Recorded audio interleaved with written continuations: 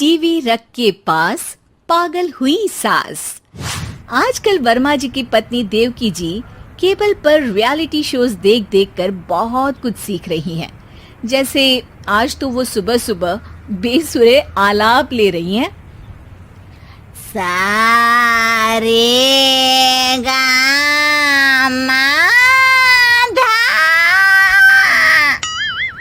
माँ जी, सारे गामा पा धा नी सा होता है। अरे वो तो सब गाते हैं, ये मेरा स्टाइल है। आवाज तो कम कर लीजिए माँ जी, पर्दे फट जाएंगे कान के। ये कहो कि पर्दों में आग लग जाएगी। देखना, मेरी आवाज सुन के जज आग लगा देगी, आग लगा देगी, तू तो आग लगा देगी, ऐसा बोलेंगे। सरिता वहां से परेशान होकर चली जाती है और सास रियाज जारी रखती है। सारे गाओ, सारे नाचो।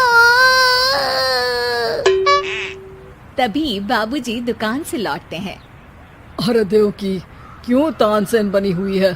कान से खून निकालोगी क्या? अरे क्या हुआ, रियाज तो करने दो मुझे। इसको रियाज बोलते हैं? ऐसा लग रहा है जैसे घोड़े हिना रहा है।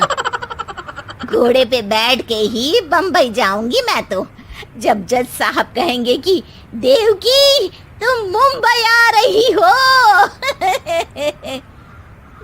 जज साहब, वो अदालत वाले? अरे नहीं नहीं, बड़े लोग हैं, आप नहीं जानते हैं। ओ मैं तो छोड़ चली अपना ये देश, बम्बई मुझे प्यारा लगे। गाना गाती हुई देवकी चली जाती है और बाबूजी अपनी सरफिरी पत्नी के इस संगीत प्रेम की चर्चा करने बहू के पास चले जाते हैं। अरे सरिता बेटा, सुनो तो, ये तेरी सास को क्या हुआ है बेटा? सुबह तो अच्छा भला छोड़कर गया था इसे। सिंगर बनेगी अब वो। सिंगिंग रियलिटी शो में जाने की सुबह से तैयारियां चल रही हैं इनकी। हाँ, अब तो कोयल के सुर मेंढक छेड़ेगा।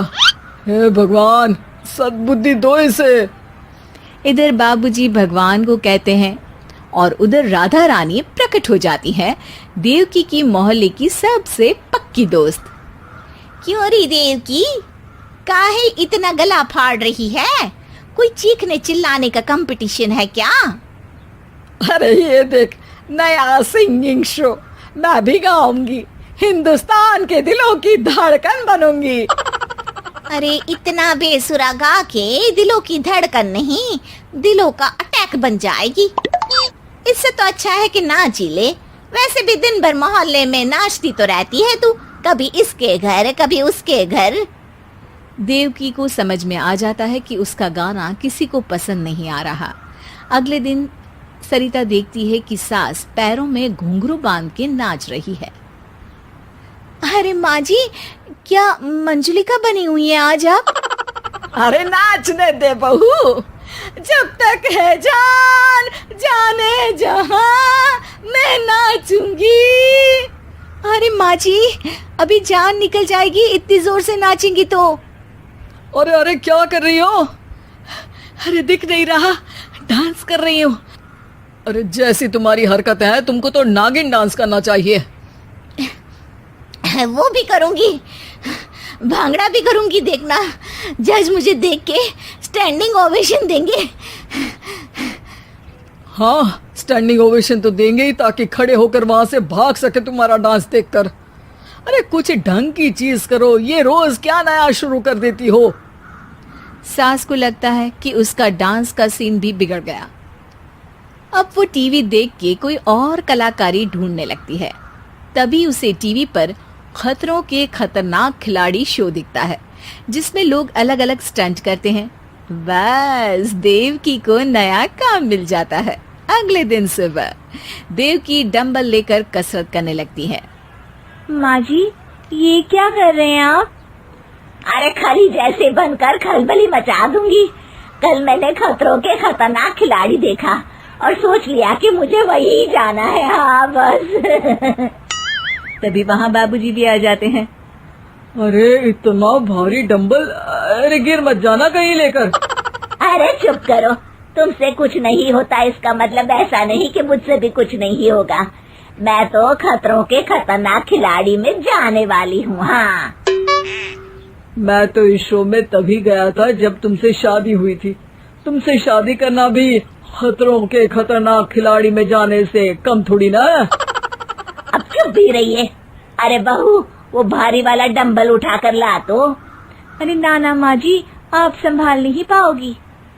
अरे मैंने टीवी में देखा था, एक आदमी कार उठा लेता है, इतना तो मैं उठा ही सकती हूँ ना। बहू घबराते हुए भारी वाले डंबल माँ के हाथ में दे देती है। जैसे ही माँ दोनों हाथ ऊपर करती है, पूरे शरीर का बैलेंस बिगड़ जाता है और वो पीछे की तरफ गिर जाती है।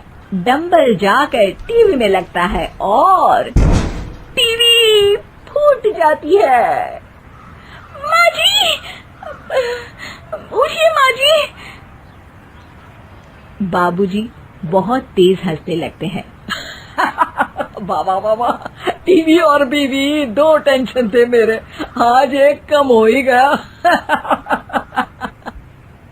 बहू भी सास को उठाते उठाते इस बात पर ताली बजाकर हंसने लगती है और देवकी फिर से गिर जाती है।